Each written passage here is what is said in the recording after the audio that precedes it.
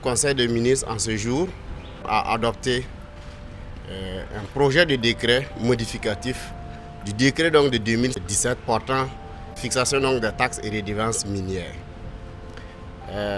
Cette modification concerne essentiellement l'article 14 de ce décret, notamment la révalorisation ou l'augmentation du taux de taxation.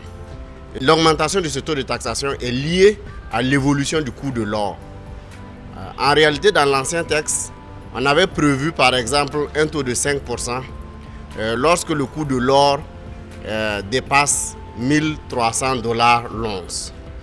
Alors qu'en son temps, disons qu'avec l'évolution même de la situation, le taux étant progressif de 3% lorsque le taux est inférieur à 1000 $ l'once, de 4% lorsque le taux est supérieur à 1000 $ l'once mais inférieur à 1300 et de 5% lorsque le taux dépasse 1300 l'once.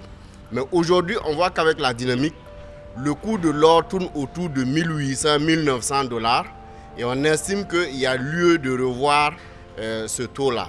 Donc désormais, le taux passe à 6% lorsque le cours est compris entre 1500 l'once et 1700 l'once. Mais maintenant, au-delà de 1700 l'once, à chaque 100 $ l'once supplémentaire, on augmente 1% de plus dans la taxation. Donc c'est cette taxation progressive qui est donc adoptée aujourd'hui en Conseil. Le décret sur la fixation donc, des taxes et redevances minières a aussi innové sur donc, les taxes proportionnelles que l'exploitation artisanale payait à l'ANEMAS avant, qui est donc 200 francs par gramme d'or, est ramené à 100 francs par gramme d'or, et dans l'objectif effectivement de réduire la fraude en matière donc, de l'or et au niveau donc, de l'exploitation artisanale.